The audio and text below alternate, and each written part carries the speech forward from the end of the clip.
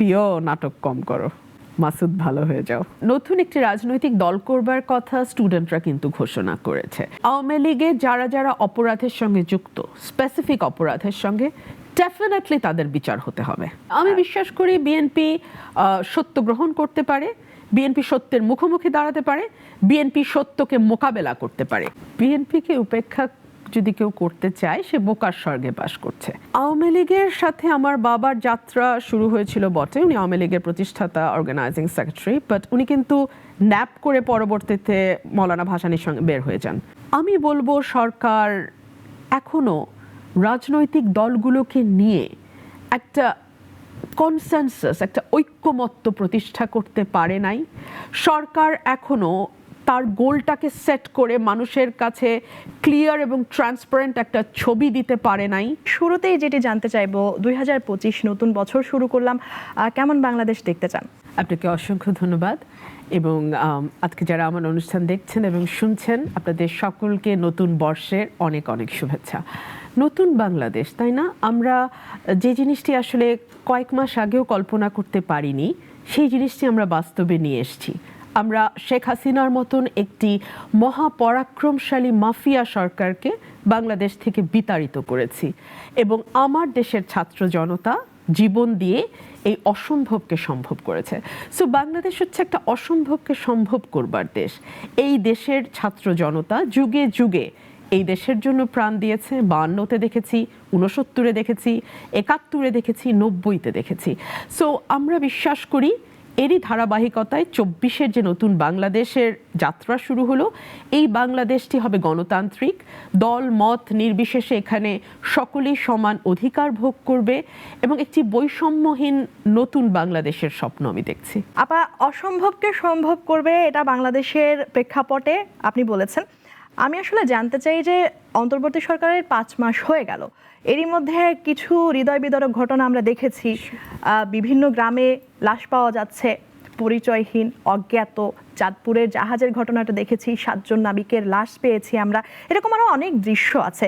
এই যে বিষয়গুলো, বাংলাদেশের মানুষ তো অসম্ভবকে সম্ভব করতে পারে, তাহলে অন্তর্বর্তী সরকার আসলে এই জায়গাগুলোতে কি কি করতে পারতো, কি করণীয় ছিল আসলে? দেখুন, আমাদের একটা বাস্তবতা মাথায় রাখতে হবে। আমাদের পূর্ববর্তী যেই অবৈধ সরকার ছিল তার একটি কথা খুব বলতো, ক্ষমতা থেকে গেলে দেখবেন এই দেশের মানুষ লাখে লাখে লাশ পড়বে, এই দেশে একটা অস্থিতিশীল অবস্থা তৈরি হবে। এবং আপনাদের যদি মনে থাকে 91 সালে শেখ হাসিনা বলেছিল বিএনপি সরকারকে এক মুহূর্ত শান্তিতে থাকতে দেব না, এবং তিনি দেন নাই। সো আওয়ামী লীগ যখন ক্ষমতা থেকে যায় তখন তারা দেশটাকে একেবারে ছিঁড়ে খুঁড়ে রেখে যায় এবং এক ধরনের অস্থিতিশীলতা তৈরির চেষ্টা করে। সেটি গত 5 মাসে আমরা দেখেছি। তবে এরকম একটি বড় অভ্যুত্থান এবং এরকম একটি বড় পরিবর্তনের পরে যতটা ভাবা হয়েছিল যে একটা ম্যাসাকার হবে, ততটা কিন্তু হয়নি। হ্যাঁ, পুলিশ দীর্ঘদিন কাজে অমনোযোগী ছিল, সাহস করে কাজে আসেনি, তাদের দায়িত্ব পালন করেনি, এক ধরনের অনীহা ছিল। আবার পুলিশের একটা বড় অংশ এই আওয়ামী লীগের দ্বারা রিক্রুটেড, আওয়ামী লীগের ছাত্রলীগ যুবলীগের সদস্য ছিল অতীতে। সো তাদেরও এক ধরনের সরকারকে সাহায্য না করবার মানসিকতা আমরা লক্ষ্য করেছি। সকল কিছু মিলিয়ে আইন শৃঙ্খলা রক্ষা বলেন কিংবা সার্বিক সুশাসনের পরিস্থিতি বলেন, হ্যাঁ 10-এ 10 হয়তো এই সরকার পাবে না, তবে এই সরকার চেষ্টা করছে এবং আশা করি সামনে পরিস্থিতি আরো ভালোর দিকে যাবে। আওয়ামী লীগ সরকারের কথা বলছিলেন, তারা বলেছিল বিএনপিকে শান্তিতে থাকতে দিবে না। এই জায়গা থেকে প্রশ্ন করব যে বর্তমানে যেটি চলছে মামলা বাণিজ্য, যাদের নামে মামলা করা হচ্ছে, যারা বাদী হচ্ছেন, অনেকেই জানে না যে কাদের কাদের নাম এখানে ইনক্লুড করা হয়েছে। সেই জায়গা থেকে যে ঢালাওভাবে গণমামলা অন্তর্বর্তীকালীন সরকারের সময় যারা ভুক্তভোগী, মানে বিএনপি তো এই সময়ের মধ্য দিয়ে গেছে, তো এই সংস্কৃতির আবার উত্থান হওয়া এই সময়ে কিভাবে দেখছে বিএনপি? আমি খুবই খারাপভাবে দেখছি বিষয়টি। একজন আইনজীবী হিসেবে এবং একজন রাজনৈতিক ক্ষুদ্র কর্মী হিসেবে আমি কোনোভাবেই সমর্থন দিতে পারি না।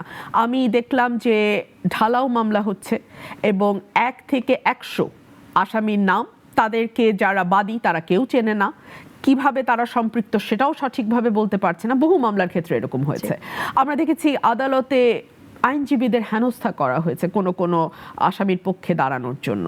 আমরা দেখেছি আসামিদের উপরও একরকম চড়াও হয়েছে সাধারণ মানুষ প্রথম দিকে, সেটি আস্তে আস্তে কমে এসছে। কিন্তু এগুলো কোনোটাই কিন্তু আইনের শাসনের পরিচয় বহন করে না।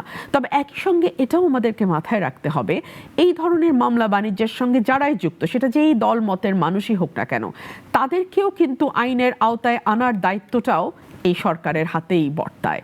সো আমি আশা করব যে এরকম দুষ্কর্মের সঙ্গে যারাই যুক্ত, তাদের যদি কোনো বিশেষ রাজনৈতিক দলের সদস্য হয়, দলগতভাবেও তাদের বিরুদ্ধে ব্যবস্থা নিতে হবে। এবং দেশে যারা সরকারে আছেন এবং পুলিশ বাহিনীর কাছে, আমার প্রথম এফআইআরটা তো পুলিশের কাছে হয়, পুলিশের কাছে আমার আহ্বান থাকবে যে আপনারা হরে দরে সকল মামলা নেবেন না, দেখে শুনে মামলা নিন এবং বাদী সত্যিকার অর্থে আসামিদের চেনেন কিনা, আসামিরা সেই সময় সংযুক্ত ছিল কিনা, তার তো একটা প্রাইমা ফেসি এভিডেন্স আপনাদের থাকতে হবে। সেগুলো থাকলেই মামলা নেই। আপা, গত 5 মাসে যে বাংলাদেশ দেখেছেন, এটা দেখার জন্য কি 17 বছর অপেক্ষা করেছেন? এটি আসলে খুব আর্লি হয়ে যায় কমেন্ট করাটা। 5 মাস খুব অল্প সময়, 17 বছর এত দীর্ঘ যে এই সময়কার জঞ্জাল সব আমরা 5 মাসে পরিষ্কার করে ফেলতে পারবো তা নয়। এবং আমরা বিশ্বাস করি যে একটি নির্বাচিত সরকার যখন আসবে তখন পরিস্থিতি অনেকটাই বদলে যাবে। জি, নির্বাচিত সরকারের কথা বলছিলেন, আপনারা গণতন্ত্র প্রতিষ্ঠার কথা বলেন, বিএনপির পক্ষ থেকে বলা হয়। আর সেই জায়গা থেকে গতকাল যে মার্চ ফর ইউনিটি, সেখানে কয়েকটা প্ল্যাকার্ড তোলা হয়েছে এবং যেখানে লেখা ছিল কাদের মির্জা ভাই ভাই, বাংলাদেশের শান্তি নাই, ভোট ভোট করে যারা, লুটপাটে ব্যস্ত তারা। আমরা জানতে চাই এটি দ্বারা বিএনপিকে আসলে কি বার্তা দেওয়া হলো? দেখুন, নতুন একটি রাজনৈতিক দল করবার কথা স্টুডেন্টরা কিন্তু ঘোষণা করেছে। সো যেহেতু এখন মাঠে আওয়ামী লীগ একেবারেই নেই, সো তাদের তো একটা প্রতিপক্ষ তৈরি করতে হবে। সেদিক থেকে হয়তো বিএনপিকে তারা মনে করছে তাদের প্রতিপক্ষ। আমি মনে করি রাজনীতিতে যার যার দলের স্লোগান দেয়া কিংবা তাকে যারা শত্রু বা প্রতিপক্ষ মনে করছে তাদের ব্যাপারে দুই একটা ফোড়ন কাটা, এগুলো তো মত প্রকাশের স্বাধীনতা। তাহলে কি কোথাও কোনোভাবে বিএনপি উপেক্ষিত হচ্ছে? না, উপেক্ষিত হওয়ার প্রশ্নই নাই। দেখুন, গত 17 বছর বিএনপিকে ভেঙে চুরমার করবার চেষ্টা হয়েছে। গত 17 বছর বিএনপিকে মাঠ থেকে নাই করে দেবার চেষ্টা হয়েছে। গত 17 বছর বিএনপিকে রাজনীতিতে অপ্রাসঙ্গিক করবার চেষ্টা হয়েছে। আজকে কিন্তু আওয়ামী লীগ অপ্রাসঙ্গিক হয়ে গেছে। সো কোনো রাজনীতির দলকে যার এত কর্মী সমর্থক আছে তাকে অপ্রাসঙ্গিক করা বা তাকে দুর্বল করে ফেলা এত সহজ না এবং এটা সম্ভব না। প্রতিপক্ষের কথা বলছিলেন, সেই জায়গা থেকে জানতে চাইবো, নাগরিক কমিটির নাম এসেছে এবং ইতিমধ্যেই নাগরিক কমিটির একজন আহ্বায়ক মন্তব্য করেছেন, বিএনপি যেমন কিংস পার্টি গঠনের কথা বলছেন, একই রকমভাবে তাদের মন্তব্য হচ্ছে বিএনপি বাংলাদেশের প্রথম কিংস পার্টি। এবং ব্যাখ্যায় তিনি আসলে বলেছেন রাষ্ট্রীয় প্রশাসনকে ব্যবহার করে প্রথমে জাগো দল, পরবর্তীতে জাতীয়তাবাদী ফ্রন্ট গঠন করেন, পরে গিয়ে বিএনপি হয়। কি বলবেন? তার মন্তব্য তিনি নিশ্চয়ই করতে পারেন, তার সেই স্বাধীনতা আছে। আমরা তো বাক স্বাধীনতার বাংলাদেশ চেয়েছিলাম, তাই না? তো সেখান থেকে তিনি সেই মন্তব্য করতেই পারেন। আমি কিংস পার্টির এপিক দুটো উদাহরণ দেই। একটা হচ্ছে 1/11-এর সময় ফেরদৌস আহমেদ কুরেশি, উনি একটা পার্টি করার চেষ্টা করেছিলেন। ওটা সম্পর্কে কিন্তু আজকে নতুন প্রজন্ম জানেই না, অর্থাৎ পার্টিটি দাঁড়াতেই পারেনি। আরেকটি হচ্ছে জাতীয় পার্টি, যেই পার্টিটি রাজনীতিতে 17 বছর, গত 17 বছরের কথা বলছি, যে কোনো মতে একটু টিকে ছিল। আওয়ামী লীগের সঙ্গে গাঁটছড়া বেঁধে, আওয়ামী লীগকে বৈধতা দিয়ে, আওয়ামী লীগের কাছ থেকে আসন ভাগাভাগি করে এবং একটি মানে একটা সাজানো পাতানো নির্বাচনের মধ্যে দিয়ে। সো সেই দিক থেকে আপনি একটু বিএনপির কথা চিন্তা করেন তো, যেই দলটি বাংলাদেশের সর্ববৃহৎ রাজনৈতিক দল, যেই দলটিকে 17 বছর নানান রকম বিপর্যয়ের মধ্যে দিয়ে যেতে হয়েছে কিন্তু দলটি ভাঙেনি, যেই দলের চেয়ারপারসনকে মিথ্যা মামলায় কারাগারে নেওয়া হয়েছে এবং তাকে রীতিমতো মৃত্যুর মুখোমুখি দাঁড় করানো হয়েছে, চিকিৎসা বঞ্চিত রাখা হয়েছে, কিন্তু তিনি আপোষ করেননি। আজকে বাংলাদেশে কিন্তু তিনি টিকে আছেন, শেখ হাসিনা পালিয়ে গেছে। কিংস পার্টি বলে আপনি আনন্দ পেতে পারেন, সাময়িক আনন্দ হয়তো আপনি পেতে পারেন, কিন্তু বাস্তবতা সেটি নয়। একটি বিশেষ পরিস্থিতিতে, একটি বিশেষ অবস্থায় শহীদ রাষ্ট্রপতি জিয়াউর রহমানের হাত ধরে বিএনপি গঠিত হয়েছিল এবং সেই সময় যদি তিনি রাষ্ট্রের দায়িত্ব না নিতেন, দেশটি কোথায় যেত সেটা বলা যায় না। আওয়ামী লীগ অপ্রাসঙ্গিক এমনটি বলছিলেন। অন্তর্বর্তীকালীন সরকার যদি আওয়ামী লীগকে ভোটে আসতে না দেয়, যেহেতু ছাত্র জনতা বলছে যতক্ষণ না পর্যন্ত জুলাই গণহত্যার বিচার হবে আওয়ামী লীগ নির্বাচন করতে পারবে না, সেই জায়গা থেকে বিএনপি কি প্রতিবাদ করবে নাকি চুপচাপ ভোট করবে? এবং এমনটি যদি হয় তাহলে সম্ভাব্য প্রধান বিরোধী দল আসলে কারা হবে? দেখুন, আপনি আওয়ামী লীগে যারা যারা অপরাধের সঙ্গে যুক্ত, স্পেসিফিক অপরাধের সঙ্গে, ডেফিনেটলি তাদের বিচার হতে হবে, ডেফিনেটলি তাদেরকে শাস্তির আওতায় আনতে হবে। 1,500 মানুষের প্রাণ, 25 থেকে 30,000 মানুষ আহত হওয়া, এগুলো কিন্তু মুখের কথা নয়। সো এই ঘটনার সঙ্গে যারা প্রত্যক্ষ পরোক্ষভাবে জড়িত, বিচার হতে হবে তাদের। তবে কোনো রাজনৈতিক দলকে নির্বাচনে আসতে না দেয়া, সেটি তাহলে আইনের মাধ্যমে করতে হবে। আপনি যদি আইনের মাধ্যমে কোনো দলকে নিষিদ্ধ করেন, যেভাবে হিজবুত তাহরিরকে করা হয়েছে, অতীতে আমরা দেখেছি জামায়াতকে 1 সপ্তাহের জন্য আওয়ামী লীগ নিষিদ্ধ করেছিল, এর বেশি তারা 5 দিনের বেশি সময় পায়নি এর পরে। সো আপনারা যদি প্রসেস মেনটেন করে বিচারের আওতায় এনে দল নিষিদ্ধ করেন, করতেই পারেন, কিন্তু তার আগে, মানে দলকে নিষিদ্ধ করবার আগে আইনগতভাবে তারা নির্বাচনে যেতে পারবে না, এটা কি বলা যায়? এটা তো বলা যায় না।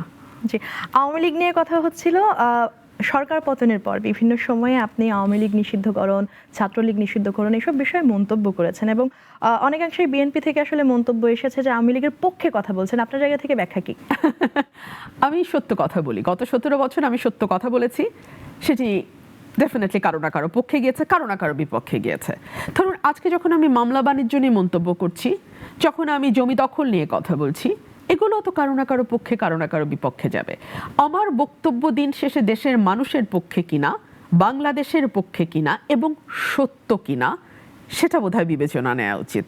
যদি আমার বক্তব্য সত্য হয়, তাহলে সেটি মানা উচিত এবং সেটিকে ঘিরে যে ব্যবস্থা নেয়ার, সেটি নেওয়া উচিত। সেটা সরকার হোক, দল হোক, আমি সকলকেই বলবো। জি আপা, যেখান থেকে আসলে শুনছিলাম, আমরা যতদূর জানি 2022 সালে আপনি পদত্যাগ করেছেন। বর্তমানে আপনার দলীয় অবস্থান কি, কোন পদে আছেন? আমি সহ আন্তর্জাতিক বিষয়ক সম্পাদক বিএনপি এবং বিএনপি মিডিয়া সেলের সঙ্গে আমি কাজ করছি। আর এর বাইরে তো মিডিয়াতে আপনারা আমাকে দেখছেনই। সংসদ সদস্য পদ থেকে পদত্যাগ করেছিলেন এবং পরবর্তীতে যখন আওয়ামী লীগের নিয়ে অনেক কথা বলছিলেন, তখন আপনার দলের অনেক মানুষ মন্তব্য করছিল যে বিএনপির সাথে তার একটা মনোমালিন্য চলছে, দলের সাথে একটা দূরত্ব তৈরি হয়েছিল। একদম না। আমি বিশ্বাস করি বিএনপি সত্য গ্রহণ করতে পারে, বিএনপি সত্যের মুখোমুখি দাঁড়াতে পারে, বিএনপি সত্যকে মোকাবেলা করতে পারে। এবং আমি যা বলছি সেটা দলের স্বার্থে বলছি, দলের প্রয়োজনে বলছি এবং দলের ভালোর জন্য বলছি। আমি বিশ্বাস করি আমার দলের হাইকমান্ড এটাকে খুবই পজিটিভলি নিচ্ছেন, বিকজ আমি দেখেছি তিনি আমার কাছে, আমার দলের তরফ থেকে রিপোর্ট চাওয়া হয়েছে যে কারা কারা দখলদারির সঙ্গে যুক্ত। আমি রিপোর্ট জমা দিয়েছি। আমি দৃঢ়ভাবে বিশ্বাস করি সেই রিপোর্টের অধীনে আমার দল শক্ত ব্যবস্থা নেবে দখলবাজদের বিরুদ্ধে। আর সংসদ সদস্য থেকে পদত্যাগের বিষয়ে আপনি বলছিলেন, আমরা 7 জন সংসদ সদস্য ছিলাম দলের পক্ষ থেকে। আমাদের দলীয় সিদ্ধান্তেই পদত্যাগ করতে হয়েছে এবং দলীয় সিদ্ধান্তই চূড়ান্ত বলে আমরা সকলেই মেনে নিয়েছি। এখানে দ্বিমত বা মনোমালিন্যের কোনো বিষয় নেই। গত 31 ডিসেম্বর আমরা দেখেছি যে জুলাই বিপ্লবের একটি ঘোষণাপত্র আসার কথা ছিল এবং সেটি হঠাৎ করে মার্চ ফর ইউনিটিতে রূপ নেয়। ঘোষণা আসে যে সরকারের পক্ষ থেকে জুলাই বিপ্লবের ঘোষণাপত্র আসবে। আর সেই জায়গা থেকে এই ঘোষণাপত্র প্রকাশের সাথে বিএনপির কি একাত্মতা আছে?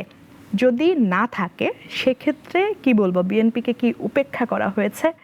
বাংলাদেশের প্রেক্ষাপটে আওয়ামী লীগ যেখানে অনুপস্থিত, বিএনপিকেও কি উপেক্ষা করা সম্ভব? বিএনপিকে উপেক্ষা যদি কেউ করতে চায়, সে বোকার স্বর্গে বাস করছে।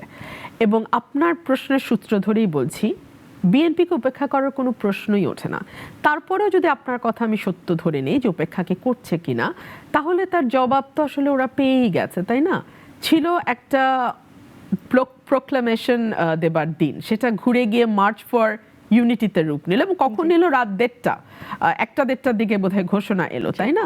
সো এটা এক ধরনের বিরাট ডিফিট। আমি ভেরি সরি টু সে, আমার এই শব্দটার বাইরে আসলে আর কোনো শব্দ মাথায় আসছে না। একটা বিরাট পরাজয়।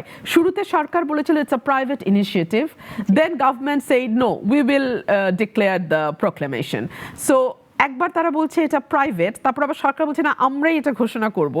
তাহলে আসলে মানুষ কি বার্তাটা পাচ্ছে? আর এত হইচই যেটাকে অনেকেই বলছেন পর্বতের মুশিক প্রসব, এটা তো আসলে খুব ভালো নয় রাজনীতিতে, তাই না? আমরা শুরুতে দেখলাম তারা রাষ্ট্রপতি নিয়ে এক ধরনের অনড় অবস্থানে ছিলেন, সেখান থেকেও তাদের পিছিয়ে আসতে হলো। আমরা দেখলাম তারা আওয়ামী লীগের ব্যাপারেও একরকম অনড় অবস্থান জানাচ্ছেন, জানি না কি হবে সেটা ভবিষ্যতই বলবে। এবং এখন তারা যেই অনড় অবস্থা ঘোষণা করেছিল 31শে ডিসেম্বরকে ঘিরে, সেটাও তো তাদের কাছে পিছিয়ে যেতে হলো। রাজনীতিতে বারবার ব্যাকফুটে যাওয়াটা কিন্তু ভালো মেসেজ দেয় না, এটা দুর্বলতাকে প্রকাশ করে এবং মানুষ কিন্তু দুর্বল ব্যক্তির নেতৃত্বে আসলে জমায়েত হয় না। এই ছাত্ররাই তো একটা সময় অসাধ্যকে সাধন করেছে, 5 আগস্ট আমরা দেখেছি। বারংবার পরপর কয়েকটি উদাহরণ আপনি দিলেন, এই বিষয়গুলো কি আসলে এই সংগঠনটির ব্যর্থতা প্রমাণ করে? আমি বলবো 5 মাসকে ছাত্ররা ভালোভাবে কাজে লাগাতে পারেনি। তার আগে আপনার প্রশ্নের আমার একটু দ্বিমতের জায়গা আছে। কেবল ছাত্ররা কিন্তু 5ই আগস্ট ঘটায় নাই, ছাত্রদের সঙ্গে সাধারণ মানুষ আমরাও নেমেছিলাম। আমার ছাত্রত্ব শেষ হয়েছে আরো 20 বছর আগে, কিন্তু আমি কিন্তু পথে দাঁড়িয়েছি। আমার মতো এমন হাজারো বাবা মা পথে দাঁড়িয়েছেন যাদের সন্তানরা হয়তো রক্ত দিয়েছেন বা রক্ত দেবার জন্য প্রস্তুত হয়েছেন। আপনি জানেন আমাদের সেনাবাহিনীর একটা বিরাট ভূমিকা ছিল, রিটায়ার্ড অফিসার যারা, তারা কিন্তু মিরপুর ডিওএইচএসে তারা মিছিল করেছেন। সো আপনি কারো অবদানকে এখানে খাটো করে দেখবার কোনো সুযোগ নাই। সেনাবাহিনী মুখের উপর শেখ হাসিনাকে বলেছে আমরা দেশের মানুষের বিরুদ্ধে দাঁড়াবো না, আমরা গুলি চালাবো না। এটা কিন্তু বিরাট কথা। ওনারা হয়তো আড়ালে থাকতে পছন্দ করেন, ওনারা হয়তো ওনাদের গর্বের কথা, ওনাদের সাফল্যের কথা মিডিয়াতে চিৎকার করে বলেন না, কিন্তু সেনাবাহিনীর ভূমিকাকেও যথেষ্ট শ্রদ্ধার সঙ্গে আমাদের স্মরণ করতে হবে। সো এটা না একটা মিলিত প্রয়াস ছিল 5ই আগস্ট, এটা কোনো একক গোষ্ঠীর আন্দোলনের ফসল নয়। কথা হচ্ছিল 31 ডিসেম্বর জুলাই বিপ্লবের ঘোষণাপত্র নিয়ে, এবং সেই খসড়া অনুযায়ী সেখানে তারা বলেছিল যে 72-এর সংবিধান এবং মুজিববাদ সংবিধান তার কবর রচিত করবে। আসলে সেই জায়গা থেকে আমরা জানতে চাইব যে মুক্তিযুদ্ধের চেতনায় বিশ্বাসী দল বিএনপির প্রতিক্রিয়া কি? বিএনপি সত্য মানতে পারে, সত্য বুঝতে পারে, সত্যের মোকাবেলা করতে পারে, সত্যের মুখোমুখি দাঁড়াতে পারে। আমরা একটা কথা খুব পরিষ্কারভাবে বিশ্বাস করি, সংবিধানে অসাধারণ সব কথা লিখবার পরেও আপনি একটি জঘন্য সরকার হতে পারেন। হাসিনা তাই হয়েছিল, তাই না?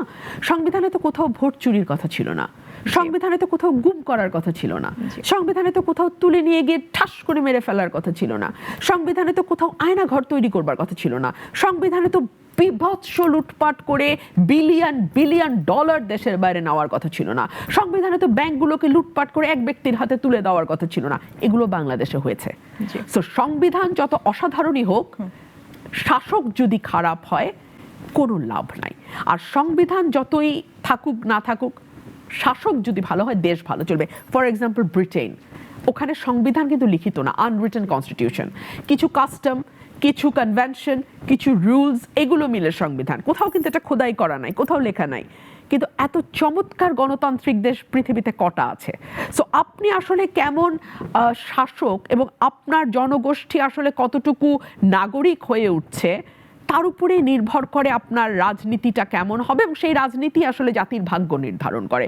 সো সংবিধান সংবিধান গুরুত্বপূর্ণ ডেফিনেটলি, বাট এটাই আসলে শেষ কথা না।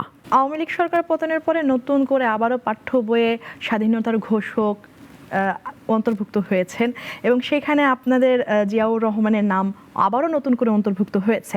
সেই জায়গা থেকে নতুন করে 24-এর যে আন্দোলনটাকে দ্বিতীয় মুক্তিযুদ্ধ বলা হচ্ছে, 71-এর মুক্তিযুদ্ধটাকে কোনোভাবে কি অস্বীকার করছে কিনা, বা যারা আসলে এখানে অবদান রেখেছিলেন তাদেরকে ছোট করা হচ্ছে কিনা?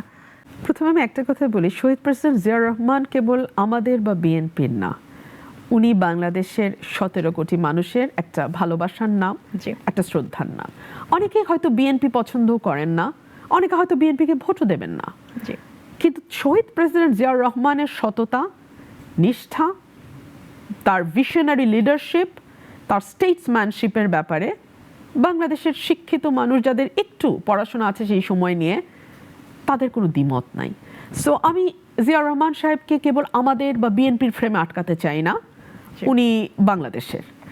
আর মুক্তিযুদ্ধকে খাটো করবার কোনো প্রচেষ্টা বাংলাদেশে কখনো সমর্থন পায়নি, কখনো সমর্থন পাবেও না।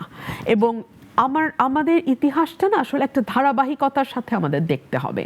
আমাদের ব্রিটিশ বিরোধী আন্দোলন ছিল, আমাদের পাকিস্তানের শোষণের বিরুদ্ধে লড়াই ছিল, সংগ্রাম ছিল, বৈষম্যের বিরুদ্ধে আওয়াজ ছিল।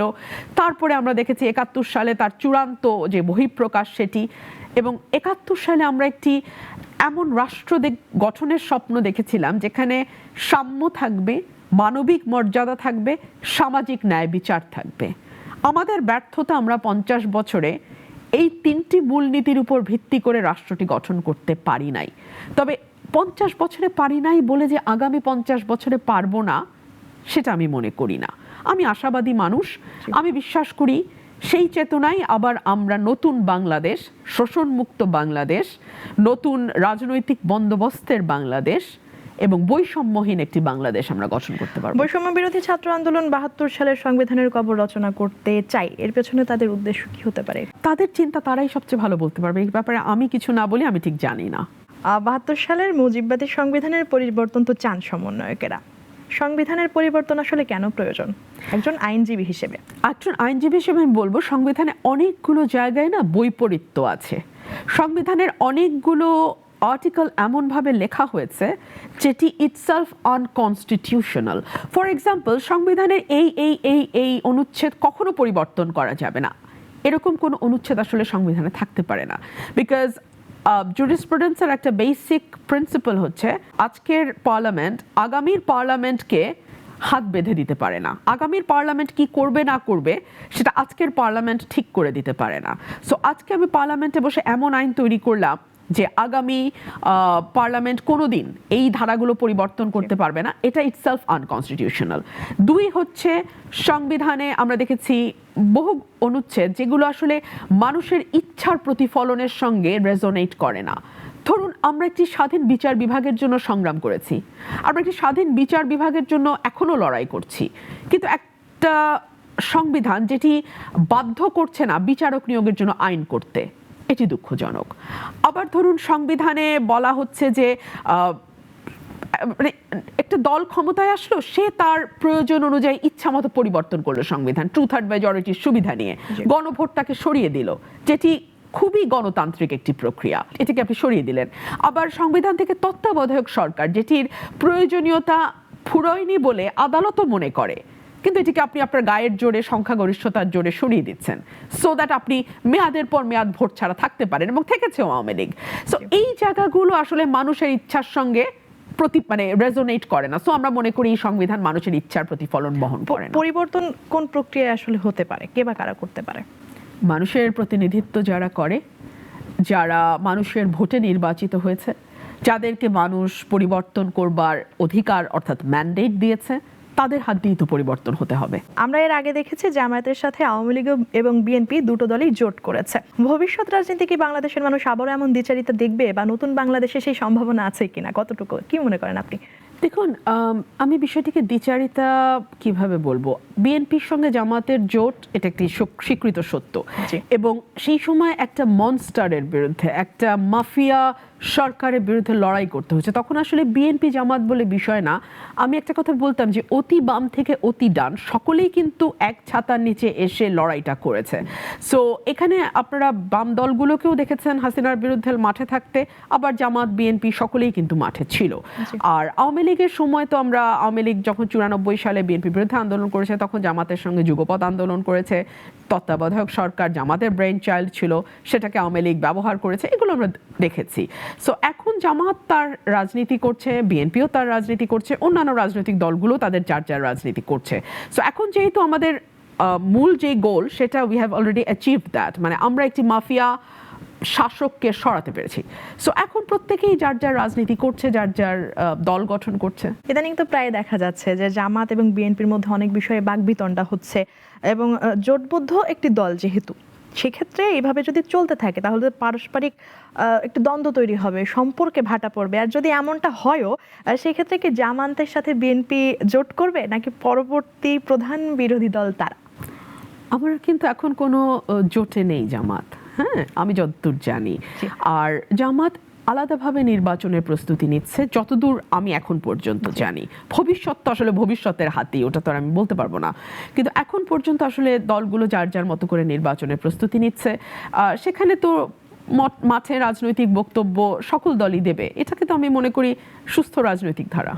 নির্বাচনের কথা বলছিলেন, এখন আপনার কথা জিজ্ঞেস করবো, সেটি হচ্ছে যে নির্বাচনী এলাকায় আপনার উপস্থিতি জনগণ কিভাবে দেখছে, নিজেকে কোন দিক দিয়ে আপনি আসলে সবচেয়ে বেশি সফল মনে করেন, এলাকার একজন জনপ্রতিনিধি নাকি কেন্দ্রীয় নেত্রী হিসেবে? আমি এলাকায় কেমন করছি সেটা নিজের মুখে নিজের বলাটা একটু অস্বস্তিকর। আমার মনে হয় আমার রিসেন্ট কিছু জনসভার ছবি যদি আপনারা দেখেন, গণমাধ্যমে সবখানেই এসছে, আপনাদের কাছে পরিষ্কার হয়ে যাবে। আমি তো অবাক হয়ে দেখলাম, একটা ডেইলি, খুব prominent daily, leading daily news paper বলছে রুমিনের জনসভায় জনতার ঢল।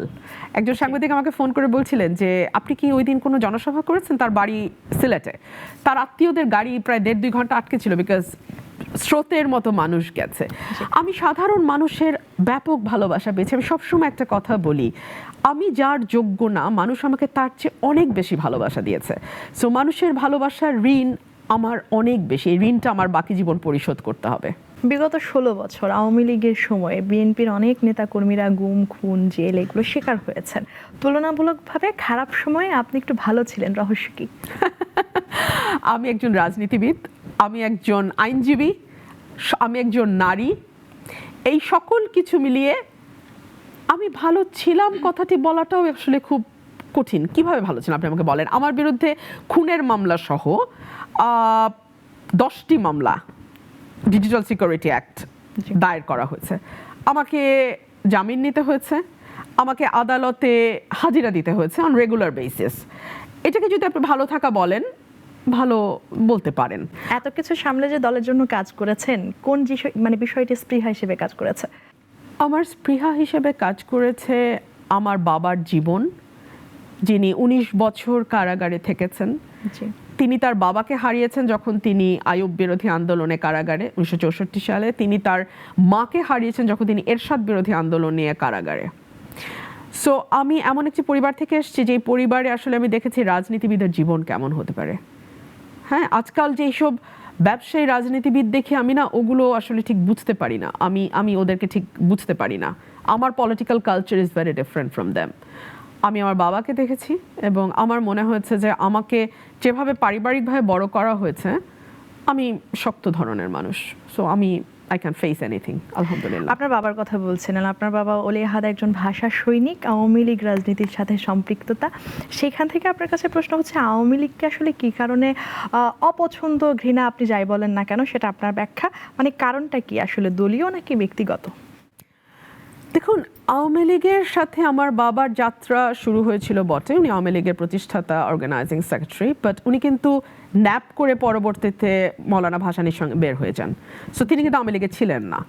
1973-এর নির্বাচনে তাকে শেখ মুজিব একদম হাতে ধরে হারিয়েছেন। ওনাকে বেসরকারিভাবে জয়ী ঘোষণা করা হয় আমার আসন থেকে, আব্বার আসন থেকে। পরবর্তীতে পরের দিন যখন মিডিয়াতে খবর প্রকাশ হয়, তখন বলা হয় তাহির উদ্দিন ঠাকুর সেখান থেকে জয়ী হয়েছেন। এবং শেখ মুজিবুর রহমান নিজে আব্বাকে ফোন করে বলেছেন, কি ওলি আহাদ, জিতলা না তুমি আমাকে ছাড়া? আব্বা স্বতন্ত্র প্রার্থী হয়েছিল আর কি। সো এগুলোর ইতিহাস আমাদের দগদগে ঘায়ের মতন আমাদের ভেতরে। আমার চাচা ভাইস চ্যান্সেলর হওয়ার কথা ছিল স্বাধীন বাংলাদেশে, তাকে ভাইস চ্যান্সেলর করেননি শেখ মুজিবুর রহমান, এবং পরে তিনি হার্ট অ্যাটাকে অ্যাট দ্য এজ অফ 45 উনি মারা যান। এগুলো আমাদের ক্ষত। আমার চাচারা পাকিস্তান থেকে যখন ফিরে এসছেন, তাদেরকে সচিব করা হয়নি বাংলাদেশে, তারা সাচিবিক মর্যাদায় ছিলেন পাকিস্তানে, করা হয়নি। সো এগুলো আমাদের পারিবারিক ক্ষত। বা তার বাইরে যদি আপনি দেখেন, যেই ব্যক্তি বা যেই দল ভোট হত্যার সঙ্গে যুক্ত, যেই দল মানুষের বাক স্বাধীনতা কেড়ে নেওয়ার সঙ্গে যুক্ত, যেই দল লুটপাটের সঙ্গে যুক্ত, যেই দল গুম এবং বিচার বহির্ভূত হত্যাকে রাষ্ট্রীয় এবং প্রাতিষ্ঠানিক রূপ দিয়েছে, সেরকম একটা দলের সঙ্গে থাকবার তো প্রশ্নই ওঠে না। 2024 সাল, অনেক কথা বলেছি, সমালোচনা শুনবো, পার করেছি, আমরা অনেক কিছু দেখেছি এবং 2025-এ পা রেখেছি। নতুন একটি বাংলাদেশ দেখার জন্য প্রত্যাশা করেছেন, সমালোচনা শুনবে, এবং সেটি অন্তর্বর্তীকালীন সরকারের একটা ব্যর্থতা। আমি বলবো সরকার এখনো রাজনৈতিক দলগুলোকে নিয়ে একটা কনসেনসাস, একটা ঐক্যমত্য প্রতিষ্ঠা করতে পারে নাই।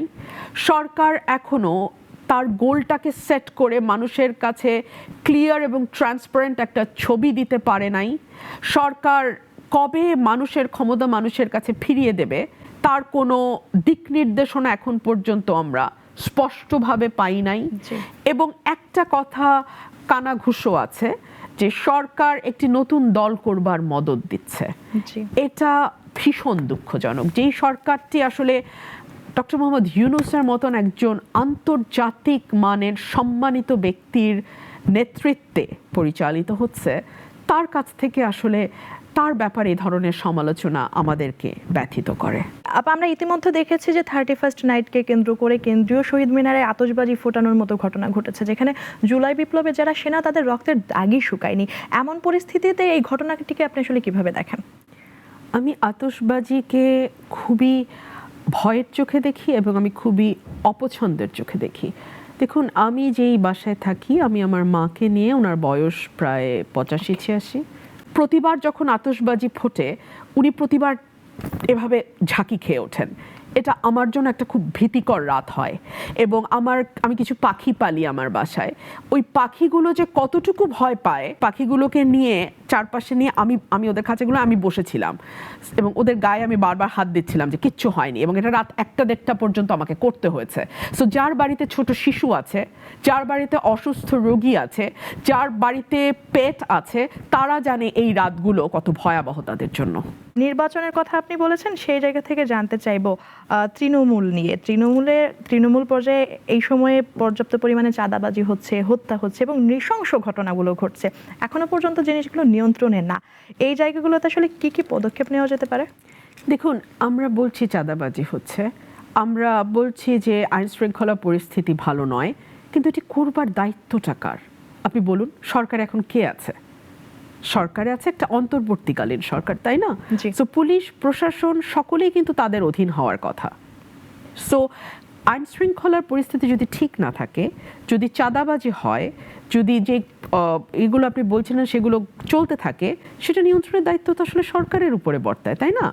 আমরা জানি সেনাবাহিনীও মাঠে আছেন এবং আমি সেনাপ্রধানের একটি চমৎকার ইন্টারভিউ আমি প্রথম আলোতে দেখছিলাম।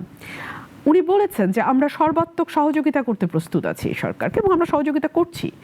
আমরা রাজনৈতিক দলগুলোর কাছে শুনেছি, বিএনপির অ্যাক্টিং চেয়ারম্যান পরিষ্কারভাবে বলেছেন এই সরকার আমাদের সরকার, এই সরকারকে কোনোভাবে ব্যর্থ হতে দেওয়া যাবে না। তবে সরকার নিজেই নিজেকে ব্যর্থ করলে আমরা কি করব, এই প্রশ্নটিও তিনি রেখেছেন। সো একই প্রশ্ন আমিও রাখতে চাই যে এই সরকার এখন নিজেকে ব্যর্থ করলে আমরা কি করব? কেন তারা এই চাঁদাবাজি বা যে কথাগুলো বলছিলেন গ্রাউন্ড লেভেলে যেগুলো হচ্ছে সেগুলো বন্ধে ব্যবস্থা নিচ্ছে না? কেন তারা আইন শৃঙ্খলা পরিস্থিতি ঠিক মতন যাতে কাজ করে সেটি এনশিওর করতে পারছে না? এই জায়গাগুলোতে বিএনপির বিভিন্ন নেতাকর্মীর নাম যুক্ত হয়েছে, তাদের জন্য আসলে দলীয়ভাবে কি পদক্ষেপ নেওয়া হয়েছে? আমাদের বহু নেতাকর্মীকে বহিষ্কার করা হয়েছে, বহু নেতাকর্মীকে পদ স্থগিত করা হয়েছে এবং আমাদের অ্যাক্টিং চেয়ারম্যান বলেছেন ধরে বেঁধে যাকে পাও এরকম অকর্ম কুকর্ম করতে তাকে আইনের হাতে তুলে দাও। তো এই তুলেটা তো দিতে হবে না। আর আইনের হাতটা তো আসলে সরকারের হাত। সরকার হাতটা যদি গুটিয়ে রাখে আমি তাকে তুলে দেব কি করে বলেন? সরকার হাত গুটিয়ে কেন রাখছে? এটা সরকার ভালো বলতে পারবে। দেশ বিনির্মাণের জন্য জনগণ তাদেরকে আসলে নিয়ে এসেছে, সেই জায়গা থেকে সরকার কি কি পদক্ষেপ নিতে পারত? সরকার আইন শৃঙ্খলা বাহিনীকে শক্ত বার্তা দিতে পারত যে যেখানে যা অন্যায় অপকর্ম হচ্ছে, দেশের আইন শৃঙ্খলা পরিস্থিতি উন্নতির স্বার্থে তারা যেন শক্ত পদক্ষেপ নেয়, বাট আইন অনুযায়ী অফকোর্স। সরকার যেটা করতে পারতো, রাজনৈতিক দলগুলোকে আস্থায় নিতে পারত, রাজনৈতিক দলগুলোর সঙ্গে তাদের প্রতিটি স্টেপ শেয়ার করতে পারত, বিষয়গুলোকে অনেক স্বচ্ছ এবং ক্লিয়ার রাখতে পারত। তাহলে অবিশ্বাস বা ছোটখাটো যেই একটা প্রশ্ন মানুষের মনে দেখা দিচ্ছে যে সরকার আসলে কি চাইছে, এই প্রশ্নটি তৈরি হতো না। এই সরকার যদি, তাহলে কি সরকারের সাথে কি বিএনপির দূরত্ব তৈরি হয়েছে? সরকারের সাথে বিএনপির দূরত্ব না, সরকারের সাথে রাজনৈতিক শক্তিগুলোর একটি ট্রান্সপারেন্সির অভাবের কারণে যেটা হচ্ছে, আমি বলছিলাম যে সরকার যদি পরিষ্কার করত, রাজনৈতিক দলগুলোকে সাথে নিয়ে কাজ করত, তাহলে সরকারের জন্যই ভালো হতো। কারণ রাজনৈতিক দলগুলোর তো অভিজ্ঞতা আছে সরকারে থাকবার এবং কি করে সরকার চালাতে হয় রাজনৈতিক দলগুলো কিন্তু সেটি জানে। এবং যেহেতু একেবারে রুট লেভেল পর্যায় পর্যন্ত তাদের কমিটি আছে, লোক আছে, একেবারে গ্রাসরুট পর্যন্ত তাদের শাখা প্রশাখা আছে, তাদের কিন্তু অনেক বেশি হোল্ড আছে মাটিতে। সো সেটাকে সরকার কাজে লাগাতে পারতো। বৈষম্য বিরোধী ছাত্র আন্দোলনের নেতা যারা রয়েছেন তারা বলেছেন যে ঐতিহাসিক বিভিন্ন স্তরে বঞ্চিত জনগণের স্বপ্ন তারা আসলে পূরণ করবে এই ঘোষণাপত্রের মাধ্যমে। জনগণ কি ধরনের পরিবর্তন চাই এবং সেই আশা আকাঙ্ক্ষা কি এই অল্প সময়ের মধ্যে পূরণ করা সম্ভব কিনা, বা ভবিষ্যতে যেই সময়টা তারা বেঁধে নিয়েছে সেই সময়ের মধ্যেও সম্ভব কিনা, জনগণ কি অনুধাবন করেছে? আমি একটা কথা সবসময় বলি যে আওয়াজটা উঠেছে এই গণ অভ্যুত্থানকে ঘিরে, যে গ্রাফিতিগুলো লেখা হয়েছে দেয়ালে দেয়ালে, সেটি কিন্তু আমাদের নতুন জেনারেশন কি চায়, কেমন রাজনীতি চায়, কেমনভাবে দেশকে সাজাতে চায় সেটার একটা চিত্র দিচ্ছে। কিন্তু এই চিত্রটা বাস্তবায়ন কারা করবে? আপনি বলবেন আমি করব, আমি বলবো আমি করব, তাই না? সো এটা কে নির্ধারণ করবে যে বাস্তবায়নটা কারা করবে? এটা তো একটা ভোটের মাধ্যমে মানুষ যাকে চায় সে করবে। তো সে কারণে ইলেকশনটা জরুরি। নির্বাচনী রোডম্যাপের কথা বলছিলেন, সেই জায়গা থেকে বিএনপি বলছে যে এটি আসলে স্পষ্ট নয়। তাহলে বিএনপি আসলে অন্তর্বর্তী সরকারের কাছ থেকে কি প্রত্যাশা করে?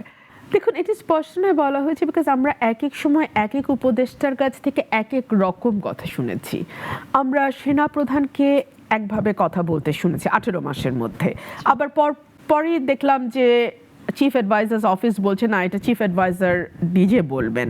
চিফ অ্যাডভাইজার বললেন 25শে ডিসেম্বর, আমরা শুনলাম পরের দিন তার প্রেস সচিব বলছেন না 26শে জুন বা জুলাই। আমি কোনটাকে ধরবো? সে কারণে আমরা অস্পষ্টতার কথা বলছি। 1, 2 হচ্ছে কি কি সংস্কার করে নির্বাচন। বিএনপি সবসময় বলছে যৌক্তিক সংস্কার, যেটি একটি সুষ্ঠু নির্বাচনের জন্য দরকার, সেটি করার পর নির্বাচন হতে হবে। আবার ছাত্ররা বলছে না, সকল সংস্কার শেষ করে নির্বাচন হবে। একটা পাবলিক পারসেপশন আছে যে এই সরকার ছাত্রদেরকে প্যাট্রোনাইজ করছে, এই সরকারের সঙ্গে ছাত্রদের সম্পর্ক খুবই ঘনিষ্ঠ এবং ছাত্রদের সঙ্গে সরকারকে আলাদা করা অনেক ক্ষেত্রেই যায় না। সো আমরা তাহলে কার কথা ধরবো? সরকারের কথা, নাকি ছাত্ররা বলছে সকল সংস্কার শেষ করে সকল বিচার কমপ্লিট করে তারপরে নির্বাচন? কোনটা? যে বিএনপি মহাসচিব তো ইতিমধ্যে বলেছেন যে 2025-এর মধ্যে আসলে নির্বাচনের কথা। সেই জায়গা থেকে কি এটি দলীয় বক্তব্য ছিল? বিএনপির সবার প্রত্যাশা কি এক কিনা? নিশ্চয়ই, কারণ বিএনপি মহাসচিব যেটা বলবেন সেটা ডেফিনেটলি বিএনপির দলীয় বক্তব্য।